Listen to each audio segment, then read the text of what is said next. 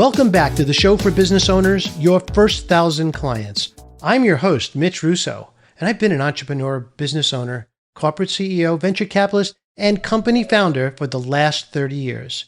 And if you're just joining us for the first time, the mission of my show is twofold: to uncover your potential and guide you to realizing it, while providing you with the tools and the wisdom to get your own company to 1,000 clients and beyond. My guest today is so different from every other guest I've ever brought to the show that it's going to bring a smile to your face. It's going to make you wiser and smarter and more productive. And this will be one of the most fun shows you have ever heard. I promise, and it hasn't even started yet. So the person you're about to meet is an international celebrity for over 50 years. He has appeared on major television networks. He's been on the Johnny Carson Show and many others of that caliber. He has appeared in thousands of live performances all over the world, and he does something that almost nobody else in the world does.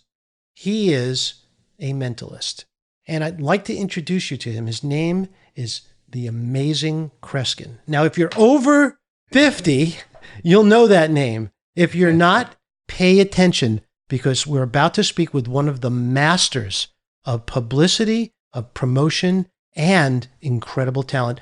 Amazing Kreskin, welcome to the show. Mitch, I want to tell you, I intend to be around a long time, but boy, if you're standing by that and giving the eulogy, that's very nice what you had to say. I'm looking forward. I feel like I know you, and folks, we spoke only about 3 or 4 minutes before the program, but your skill and your naturalness in communications is an art form in itself. My life has been in communications, and I've idolized a few people who've had great impact on me.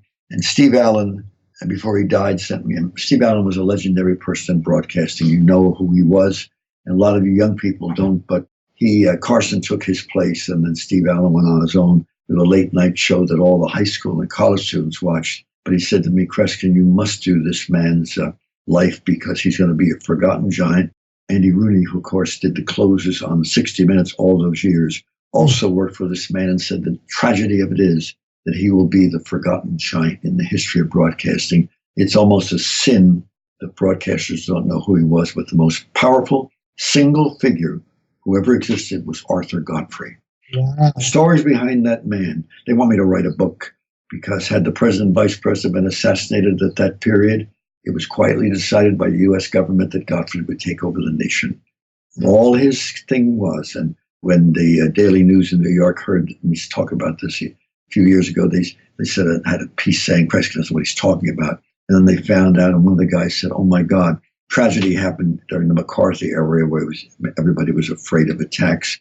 Everybody in major networks had to put a disc in a machine because they had not disc, but the plastic recordings. And it simply said, this is Arthur. Just sit there until I come on live. Not his last name. His voice was more recognized in the world. That kind of communication is a very powerful factor, which is great because I talk to people about how we are losing in our culture today, and extraordinarily seriously. And sociologists say, you must talk about this. We're losing our communications with each other. We are. And I do completely agree with you. And I think the miracle of the computer and social media has stolen our ability to develop our natural talent and our natural tendency to be with and speak with and share with other people directly. And you bring up a very good point. But before we go further, one more quick thing is I've been all over the world. You show me someone who has 200 friends on the internet, and I will show you a very lonely person. I'll only add to that it's no problem having 200 friends on the internet, but how about having 5 dear friends that you spend a lot of time with and get to know deeply? That, to me, is what life is all about. It really is. And many famous, I've talked to thousands of people, and I've read over 1,000 biographies, and entrepreneurs, that was part of the secrets of their success. But that's another story. I could talk to you for hours. Someday I want to interview you. Sounds good. I'd love that. But, let's start out from the very beginning here, because I told my audience that you are a mentalist, and I don't think anyone really understands what that is. Could you tell us what that means? Well, I use the term mentalist, and some very famous anthropologists said through the years, and communicators in past years that people don't know about today kept saying, don't use that term. you got to use the term sensitive or what have you. Years ago, if you read past books, a century and so ago, people who seem to have unusual abilities were often called sensitives. They weren't called psychics, whatever. Now, I'm not a psychic, but my life deals with tuning on people's thinking, but it's not a magic act. And they said, Kreskin, you've got to use a different term. Well, I'd have to explain to every audience what a sensitive is. So I said, we're going to live with the term mentalist. I don't foretell the future, although I predicted the last 4 Super Bowls, got the score of not the last one, the one before that, got the score exactly correct. I predicted the last 4 elections. Indeed, I've never made my presidential predictions public ahead of time because, as I've warned entertainers, you get involved in politics in that way, they're going to think you're supporting, you're going to lose half your audience and what have you. But in 2012 election, I was being interviewed a year before in November, and something had happened in my personal life, and someone had become suddenly ill, and I was only notified before I went on the air in Washington, D.C. I was at a nightclub for a week. So when you look at the copy of it, which Fox News has sent me, they say, Kreskin, people must see this. And thank God they uncovered it. I looked overtired. I wasn't. I was depressed because we don't show that on camera, but I'd heard the news only an hour before I went on. And here we're being interviewed about my appearance. And I never say who's going to win an election. That wasn't even an election. It's a year from now. In the middle of the election, you'll see one of these 5 people say, Kreskin, the election's a year from now, November. Who's going to win? I said, I don't want to get involved. I've performed in his home many times, and it's going to be a noisy election and so forth. And that's the way he is. And it was obvious I was talking about Donald Trump. And a year later, I was on a news broadcast the day after Election Day, and they say, we're going to play something for you. Mitch, I have no memory. I have no memory of ever saying it because I don't talk like that. My psychologists say it was my unconscious coming through. And here I had said 1 year ahead of time who was going to win. But the secret of all that is I have equipment that I work with in all my performances. It's nothing on the stage. My audience is an extension of what I do. They are not there to watch a show. I may be telling people, as a famous story, it happened at the Riviera in Vegas one night. I said, someone's thinking of these 2 people, and I mentioned 2 names. This gentleman stood up and I said, how do you know these people? He says, Kreskin, we don't live here. My wife and I live in another part. We came to see you perform. They're not our friends. They're our pet dogs. I said, I love animals. But you also say to your wife, I wonder if he could tell me my Army serial number. Mitch, I wish we had a camera that show. Everyone was at a small table with hundreds of people in a theater at the nightclub at the Riviera. He slams his fist down and says, that's 2 hours ago. We were eating at another place. And I said, I wonder if Kreskin could tell me my Army number. Folks listening in, you ask any friend or relative, man or woman who was in the service, they've forgotten their numbers. But as he said to me, I've never talked to anybody about it. Nobody ever tells anyone because there's no reason to. If he didn't know it, and I had a crystal ball, I would have ended up with an interesting experience, a dramatic headache. They give me headaches to look at. I said, think of each number one at a time. And I gave him his Army serial number, and he was in World War II. Wow. Well, again, I have to tell the audience a little story about our history, and you don't know this. And so I'm going to tax your memory to remember. And what you just described is I was 15 years old, and I was upstate New York at summer camp in the Catskills. And back then, the Catskills was a thriving place. There were people showing up at all of the big resorts and performing. And you were somehow involved in maybe going from camp to camp and doing these performances.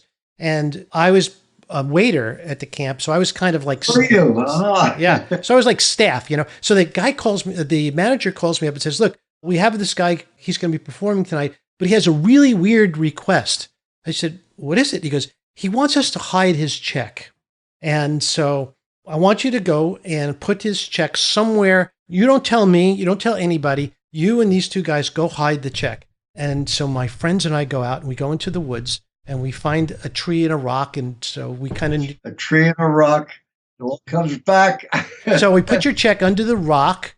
And then we basically forgot about it. Now, it was daylight when we did this. Then you go on, and I'll tell you a story that is just like the one you told me. You asked me, because I think you may have seen me. So I was in the audience and I raised my hand and you chose me and you told me to pull out a dollar bill and think of the serial numbers one at a time. And as I'm doing this, it's freaking me out because you're getting everyone right.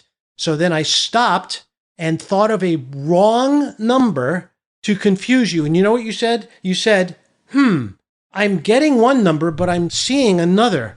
I couldn't believe it. Often happens, yes. It freaked me out. And so later on, the check test came up, right? Right. So the show is amazing. You did this stuff. You blew everyone away. And we're just kids. Maybe we're not hard to impress, but nonetheless. No. They're good audiences. We had so much fun with you that night. And then the most amazing thing happened is you literally walked right over to where that check was, picked up the rock, put it in your pocket, turned to us and said, "Thank you," and walked away. Can I tell you something, Mitch? That's become a signature in my life. And maybe people would like to know how things started with me or what. I was very quickly, when I was 5 years old, of course, I didn't read. I was visiting my relatives in Bethlehem and Allentown, Pennsylvania, the Polish side of my family. I'm Polish-Italian. A young man gave me a comic book. And so when I come home, my mother used to sit and read to me the comics. And this comic had a legendary comic in it by Lee Falk called Mandrake the Magician. It's a very famous comic. And in the Second World War, it was in every newspaper on the weekends in the color section. And it was as a regular comic book that Lee Falk wrote. And she's reading the comic. He wasn't a magician. He had hypnotic abilities. He had telepathic abilities, and he fought crime and what have you. And my mother read that. And that became my model when I played cops and robbers, when we outdoors. We didn't have cell phones. We made up with our imagination equipment. We didn't have any toy guns. We just used our fingers and played gun. So anyway, then very quickly in third grade, I was 9 years old, and I'm seeing this young lady a couple of weeks from now, which is odd because you brought this story up. Jane Hamilton, who I haven't seen for years, lives in Pennsylvania. She's going to come to my home to visit. She was in my class all through grade and high school. And teacher said, "It's raining outside. We're going to send you outside. I'm going to teach you all a game."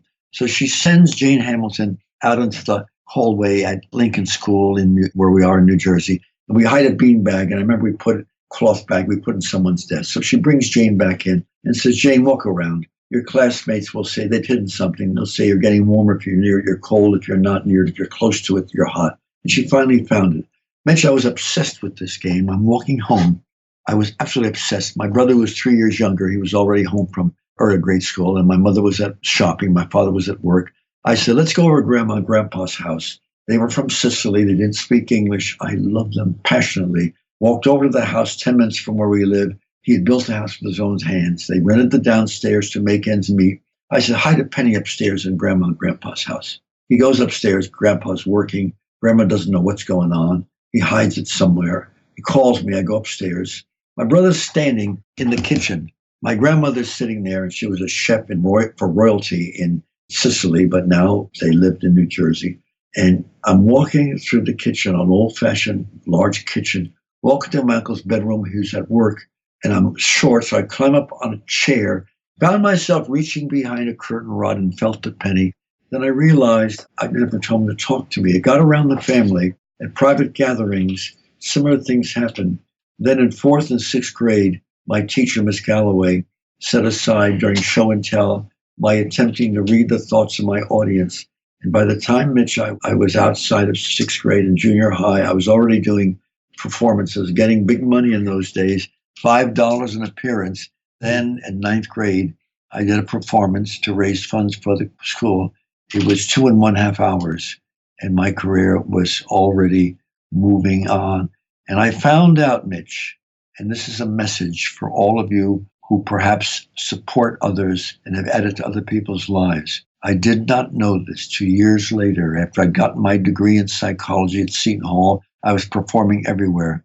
That unbeknownst to me, from when I left sixth grade, my sixth grade teacher quietly sent letters to my teachers all through the years of high school, saying in the letter, "We don't understand what he does, but you must support him." Is that not something? That's amazing. That's what you're talking about really is the unseen hand of the universe coming into play when our desires are so strong that only support can be given. And that's a beautiful story. So you're talking about something that's very interesting. You're talking about a natural ability, but I read in your book. My God, that's a key story in the whole interview. All through the years in all my concerts, my check is turned over to the audience. And while I'm out of the building and they hide my check, in turn, I don't ask any questions, as you can verify.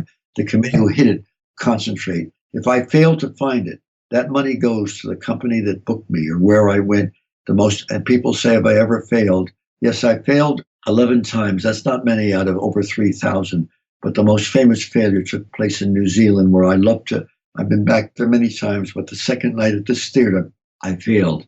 In one night, the reason there was a press conference of over 100 reporters the next day is that night I lost in one night $51,000. So anyone that thinks this is rigged and oh, by the way, one of the most famous searches was at a university in the Midwest. I come back in, it's university, and they're wild when they hide things, as you, as a teenager, knew when you hit it in a rock piece. And it's a gymnasium. There's over almost 2,000 or 3,000 students. It was a family weekend. They're sitting on the tarp floor. They're sitting in the bleachers. I could hardly walk. I come to a man and I said, I don't know how to ask you to do this. You open your mouth. Well, I felt like a jackass. There was no check, and I walked away. I apologized. I took one of the other people who hid the check. I said, just think of what I'm going to do. Just concentrate. I'm walking through, hardly tripping over people. I turn around. I'm facing the same person. And I stood there and I said, sir, if I embarrass you, just sit down in the next 30 seconds. And folks, I've lost my check. I said, sir, would you open your mouth? There was no check. I said, does this have to do with the roof of your mouth? One of the legendary stories of my life, which I'll never forget. He reached in his mouth, took out his upper plates, and handed me my check. Wow. Wow. Now, okay, that is an amazing story. And the fact that you only missed 11 times out of 3,000 plus performances. Oh, so let's do a little diagnostic here, because I'm interested, and I know listeners will be too. And I read your book. And so I know that this is not only a natural ability, it's something that you worked on very hard. So describe how much of this is natural. Do we all have this ability, and how much of it can an average person create through practice and through structure of learning? Mitch, it's a beautiful question, and I talk about it more and more now. A lot of younger people that are coming out of college and high school are curious because they don't know something like this. I think the ability in all of us to sense other people's thinking and so forth is much more widespread than we understand. But we have to understand that you have it less and less happening today because you have all kinds of electronics that are almost taking the place of our conversation. They may be taking the place of our conversation, but they're not taking place of one thing was one of the greatest gifts we have. Arthur Godfrey had it. Many people, Roper Winfield has it. Many people I can talk to you about that I meet in broadcasting and who are not on the stage, but because of their work, I can sense it even when I'm talking to them. And that is an ability when we talk to someone. Or by the way, when we talk to someone, we're not saying things. Because sometimes in that silence, you can almost hear more than you realize. I'm sorry, we can't spend all our life sitting at a restaurant with a cell phone sitting on the table, because that's already giving them a sign that our communication, whether it's a lover, a business person, a person we just met,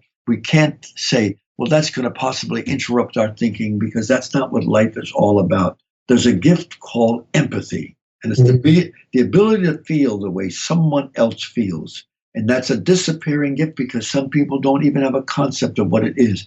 By the way, when you meet someone and talk to them, there's another tool taken. And I've given seminars all over the place. So a lot of them are from law enforcement groups and what have you. When you come home, whether it's a meeting or a day of work, or where you close the office, as now businessmen are doing more and more that I've worked with, close that door, because JFK, when he had a meeting with the heads of state or the military or something to do with economics, his secretary knew this. When he went to his office, he closed the door. He didn't close the door. She shut the door, and he was not to be interrupted for some 10 minutes or so he could reflect on what he heard. What did he do? He just didn't sit there and reflect on what he heard. He picked up trash magazines and read some of the crummiest magazines and then threw them on the floor to get his mind off what he consciously heard, so that when he threw things aside, his unconscious came through with things he hadn't been consciously registering. That's one of the keys. And people have written notes to me saying, I teach people that more because I've learned from myself as much as people around me.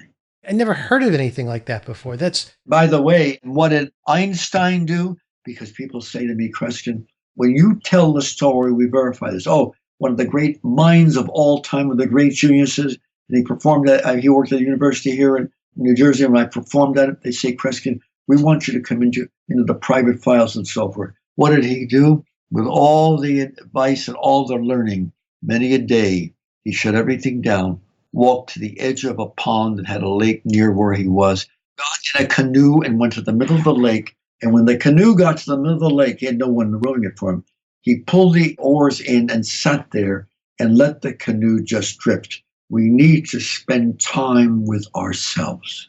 yes, so true. And with nature, just as he did. That's right, with nature. Or as JFK did, listening to his inner thoughts. This is one of the secrets. So as I perform more and more, now I jog every day. I run without any earphones on because it's not that I don't want to hear music. I played with the Philharmonic as a concert pianist, and I played the piano since I was 5 years old. But when I jog, I need to listen to myself, so the earphones are not there. I feel like I could talk to you for hours and hours about this, but I want to take a different direction for a few minutes because really this is the nature of what this show's about. You know, you did something that others have done, but not to quite the extent that you have. And you did it in a time when there was only television, radio, and newspapers. You became a worldwide phenomenon. Everyone knew your name. And when I was growing up in the 60s and the 70s, everyone knew your name. Now, how did you do that? You know, and I got to tell you something, which is it's funny. It's neat that you bring this up. And many times people say to me, Kreskin, today you've got the internet, instantaneous communication, but without that, it's a very interesting thing that you mentioned because I think PR, not getting publicity, but communications and what have you. And I want to just mention one more thing. I have, and people, I'm going to announce something which is one of the greatest thrills of my life. So I've got to share it with you right here in the next couple of minutes. But I have a service that whenever my name is mentioned, not when I'm on the air, whether it's in Saudi Arabia or Japan or here or England, what have you, but whenever my name is mentioned in the middle of a conversation, I get a copy within minutes or sometimes hours. The company does mainly with England, the United States, and Canada.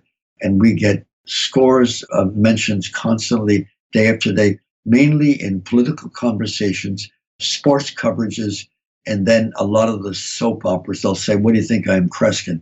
In the last election, he's been controversial. Now, Bill O'Reilly, there was one interview where he said to Trump, you know, you're running for office. You're not Kreskin, though. And on CNN, they had a group of 5 people that said, I think Trump thinks he's Kreskin. He said, and my name keeps coming up as part of now in some of the dictionaries, my name is mentioned as I guess my work, because I've worked with people from all walks of life.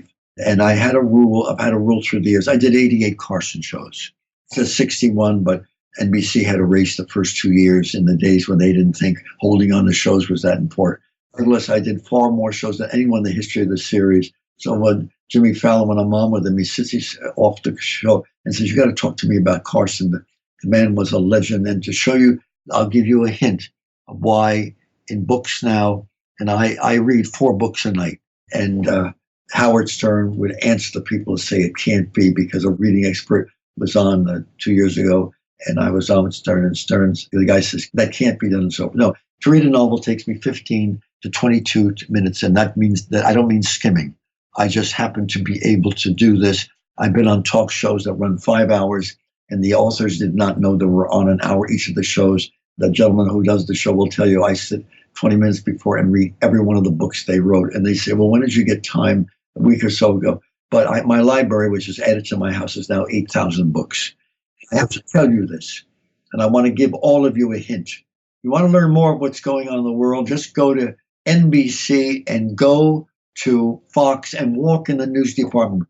With all the electronic equipment they have, there's piles of newspaper because you got to stop once in a while and turn the pages and read the written word Because if you turn the pages of a newspaper, you'll see a story you never thought you'd be interested in because you are not looking for something. You're seeing it out of nowhere. And if you knew how many companies now have that as a rule, every day turn the pages because you'll see something you hadn't thought about. That's very important to do. I agree.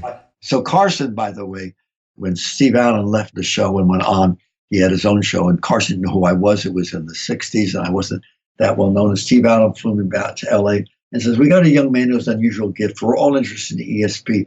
Welcome, Kreskin. I didn't have the name Amazing. Carson gave me that name. So in L.A., I walk out. The lights are bright in those days. And like a stupid fool who's supposed to know it all, I didn't. And I'm walking towards Steve Allen, who's on a dais the other end of the stage, and the lights are brighter and brighter. And I'm looking at the camera like that's how I'm supposed to look. And by the time I got to him, I was blinded, tripped over the dais, fell flat on my face. He was not that kind of comedian. He says, you all right, young man? And we went on with my half hour with him. And of course, my family thought that fall was the highlight of my career. Man was watching. Every night when he got home from New York, he was doing the Tonight Show then, and Carson's with his wife watching. That's wonderful. Sees this incident and watches me walk across, tripping over the dais. And 7 or 8 weeks later, Carson created a character on a show called Mandrake the Magician. Yep, it's me falling over the desk. Last show I did with Johnny, and I said, Johnny, you've been so special to me all these years. The public can tell stories. He says, oh, the mighty Karnak, because he made me part of the fabric. So things like this. Mitch, my career's been really an adventure. I've been called in, we don't have time now, but I've been called in on, as of 2 months ago, on 87 crime cases. I've only been able to help on a third of them, but we have to give something back in our lives. And my work with law enforcement has not been a business career. It's been what I can do. That's wonderful. And I guess that when you are successful, the feeling of having helped is overwhelmingly beautiful and so fulfilling, I'm sure. Well, I got to announce this now because one of the most exciting things I can say in my life, and it came out a few months ago and it's in place, but a motion picture is being written on my life story, written for a motion picture, not for a documentary. They're asking me now, some people, well, who do you think should play? I don't want, but the man has done an incredible job of researching, and what a dream.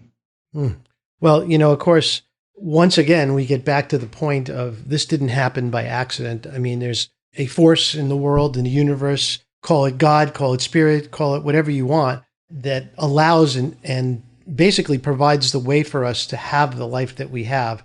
And all we have to do is walk forward toward it, as opposed to be afraid and walk backward. Many of us today as entrepreneurs, as starting businesses, one of the things that we need desperately is for people to know about us. Now, what you were doing, people wanted to know about you because you were unusual. You were doing things no one else could do. What advice would you give to a young entrepreneur who's building a business now on how to create an audience of people who want to know about you? Well, let me give you one of the secrets. And I haven't tell you how many entrepreneurs said, Kreskin, you said it. Because if you read the life of entrepreneurs, and if you read the life of people who I would hire, here I'm about to tell you, we often learn more from failures than successes.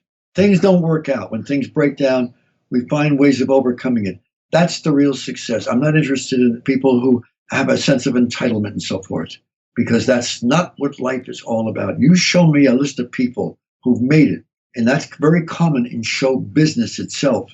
People don't think that these are failures. They somehow think a way of getting your ass off of it or taking advantage and making it part of your life. I lost my check a number of times. I learned, by the way, in some of those experiences, what was wrong, that I picked a committee who all knew each other. And in one or two cases, they decided to think of the wrong place. And by conspiring in that way, but when you have strangers with each other, you tend, there's a sense of, well, that's not honest to do what you just did. In fact, one university where I lost my check, I got almost 1,000 handwritten notes from the students at the university apologizing for what happened. So we learn from mistakes and we build on them and don't think of them as negative. Bob Hope told me this is the best advice he had ever heard in his life. And giving, can I share this with those of you who want to go into movies, show business, the broadcasting, what have you? This is the advice I give, and as Hope said, if you have a tremendous amount of talent, you have a tremendous amount of ambition, you have a great spirit for what you're doing, you take advantage of all the opportunities you have, whether you're paid for them or not, and you have a great deal of luck, then you have a minuscule chance of ever making it in show business. And Hope said, the real entrepreneur, whether they make it or not, will reveal and think that way, because if they have the spirit of show business, they will fight to do it the rest of their life. That's the spirit of our life. That's beautifully said. And the other characteristic that you told us of earlier is empathy. If they can have empathy for the people that they work for and work with, then everything comes together. And remember, folks, you don't have to quickly answer everything that someone is saying. Sometimes you might pause and let them fill in with something that came to them as a further remark, because they may embellish it more, add to it a phrase they hadn't thought of before. And also, one of the greatest gifts, and for God's sakes, in spite of what you see in your news today, don't you let that happen. Don't ever lose your sense of humor and be able to kid about something. Because wars, one of the great, I can remember as a kid seeing Franklin Delano Roosevelt in the newsreels laughing and Bob Hope is kidding about something. One of the great devices of fighting some of the worst things in life and things is with a touch of humor. It's a tremendous tool. That's very true. And great advice as well. Listeners, we are on with a gentleman whose actual name is the Amazing Kreskin, his show name. Well, I didn't want that. Carson, I kept being told when I was getting off of airplanes, hello, Amazing, because I legalized my name to Kreskin. It was George Kresge. I'm Polish. It was a Polish name. But they were saying, hi, Amazing. I would say to my roommate, gee, that's nice. Then I found out a routine that Ed McMahon had with Carson for years. And a lot of times I didn't see the show when I'm traveling the night before. The night before or Friday before, Johnny would say, Ed Kreskin was on last month. He's going to be on Monday. He was at 92% amazing. And McMahon said, oh, no, Johnny, that was 95%. They made a routine, and that's how I got that. And I didn't even know that that's where it was coming from. That's so funny.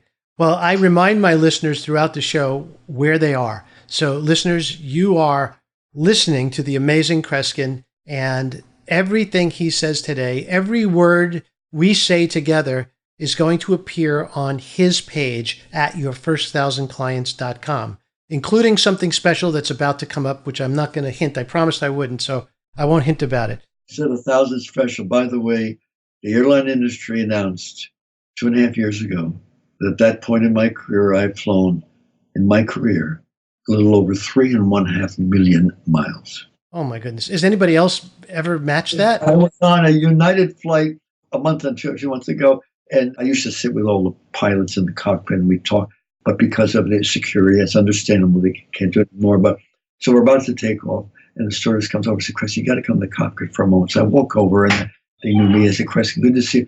They said, Kreskin, the three of us together haven't flown that many people out there. Do you at least get anything free? Do you get like free coffee or anything because of all those miles? I can tell you the adventures, what's happened when I was flying. There was one flight my unconscious mind made me miss. I will not go into it. I overslept. I don't oversleep. I decided to drive to the airport the wrong way and missed the flight. And when I got I had to take another flight and get to New York thing, and my clothes didn't show up. So I was about to go on stage, and the police came to the dressing room and they said, we need to see Chris. And I walk in. They had my luggage. I was on the flight that I didn't get to because I was with the signing up, but they took my luggage and put it on. They said, good thing you didn't, Chris. I said, what do you mean? That flight crashed in New York State. We saw your luggage on the flight and brought it to you. Wow. True story. That's amazing. Well, we are at the point in the show where I have a question for you. And very tough, folks, I got to get prepared. You can't be prepared. Sorry. No preparation allowed. Now, I want you to understand that I have guests on this show that are in their early 20s sometimes, have been very successful. So when I ask this question of them, their life has been so short that the perspective that they bring sometimes is a little disappointing. When I ask you this next question, I absolutely am sitting at the edge of my seat waiting for the answer. So here it is. Who, in all of space and time, would you like to have 1 hour to enjoy a walk in the park, a quick lunch, or an intense conversation with? That's a very interesting question, which I've thought about many, many times through the years. This is going to sound crazy because on his birthday, I read before a grammar school, 500 Hats of Bartholomew Cubbins. And one of the 2 or 3 people I would have in mind is Dr. Seuss. Tremendous writer, but Mitch, he had a tremendous imagination. My imagination is one of the gifts of my life because some of the things I've done, people didn't even imagine doing before that. But there's a couple of other people I would have liked to have known. I only knew in the last years of his life. And I would have liked to have known and walked his park where he had elephants and giraffes because people, heads of countries, sent him as a gift in Virginia. That was Arthur Godfrey, who changed the history of broadcasting and told people that were working. People don't realize when he went on the air in those days, when people went in broadcast, they wore tuxedos, tailcoats, and evening gowns, even though they didn't see. And Godfrey, when he took over, said, wait a minute, people are listening to me, had just washed their clothes, had just done the dishes, and he talked to them like he was talking through a window, and it changed the history of the way we talk in public broadcasts. Those two people are powerful figures. I would have also liked to have met JFK because he had a dynamic look at people in public life. Don't misunderstand me. If any of you, I have nothing against, generally speaking, politicians. I just wish that most of them had been on the Titanic. But anyway. Yes, understood. Well, and you are the only guest I've ever allowed to give 3 answers to that question. So you understand why, because it's different areas of life, people who are gone that I have to tell you something. My webpage is amazingkreskin.com, of course. And I did mention it because my secretary was, can you imagine, though, the dream of a motion picture? I'm so thrilled because some of the scenes and some of the experiences I've had in one case in which fighting crime, an attempt was made to murder me. And I don't mean this negatively because the stories and how I overcame it, as the psychologist said, you tell that because it's never been written in a psychology textbook. So my life has been an adventure. Now, so listeners, when the movie comes out, I want you to remember this interview. I want you to come back and listen to it again after you watch the movie because it will only make what we've been talking about even more valuable. But this is the grand finale question. Are you ready? It's called the Change the World question. So what is it that you're doing or would like to do that truly has the potential to literally change the world? It's very interesting you asked that question. It's very ironic because the movie has been rewritten because they feel that I need to be one of the people to come forward that want to change the world. I am not joking. This was discussed by the fellow who wrote the movie, and I don't know it all. I know very little about anything and next to nothing about anything else. But I learn from my audiences and what have you. I feel that I have to, in my work and my entertainment, but also off stage and my other public work, I've got to communicate with the world on how we have to handle mass communication, which is a tool we'll never get rid of. It's there with us. But if we don't handle it in the right way, it can confuse and damage our response, as you and I hinted, with the people that mean much to us and the people we touch in life. Because every time we shake someone's hand, we should realize something. It's the only time in our life we can touch them for the first time. I swear, as God is my judge, my religion is very important in my life. I'm not pushing people in religions, but the good Lord's been very good to me. It's interesting you bring up something. I swear to you, it's now even in print in part of the outline of the movie. And I want to tell you something, folks. In spite of what he says, Mitch is not a mentalist. And I promise you, if I'm on the air with him again live, I dare not read his thought. I'm only joking. Well, I'll tell you right now, there's no way I'm going to hide a check on you. So forget about it. You were part of the early part of my career. That's right. Because you had told us you had already done it hundreds of times. So, but now it's thousands. Exactly. Mitch, we may be in contact with you because the gentleman writing That's What My Life Story wants to talk to people like you who've had some of these early experiences. He will value talking to you. Well, it's 50 years ago, and I remember it clearly, almost detail to detail. So that's what an impression you made on me. So talk about changing the world. Think about all the people you've touched over the years. You've opened up a doorway for every single person who's ever known you to understand that a human being can do things that many people don't think they can. And that's what I love so much about the book you wrote, because you made it accessible to everybody. You basically said, yes, I can do this, but you can too if you work at it. You can change, and whether it's the people you live with, whether it's the people you're growing up with, whether it's your classroom and so forth, there are ways that you will discover, first of all, with individuals, then on a larger scale, of touching other people. And we do touch people. We all touch people that we're with in some way. We certainly do. And that is part of what I learned from seeing you that night. I learned that there was a world beyond the five senses. And I learned that if someone can do this, others can too. And the other thing is this. Listen to how we can touch people. And Mitch has been so wise to bring up electronic devices and all the activity of the machinery and what have you. Just remember this. There's a difference. Because when you order a meal, as most restaurants now at Newark Airport have, there's no waiter or waitress. You're putting out a machine and you type it in and what have you. Think of the difference in the taste that meal has. And entrepreneurs and heads of corporations agree with me. When you order a meal and you're talking to someone about the food and the taste, that adds to what you eat later on. And you can't get that from a machine. That's absolutely true. So true. We're coming to the end of our time today, and I did ask you before the show if there was something that you had for my audience. Would you like to tell us what that is? Of course, I wanted to mention the movie, but can I also mention, by the way, I will have a new book coming out in a few minutes, my 21st book.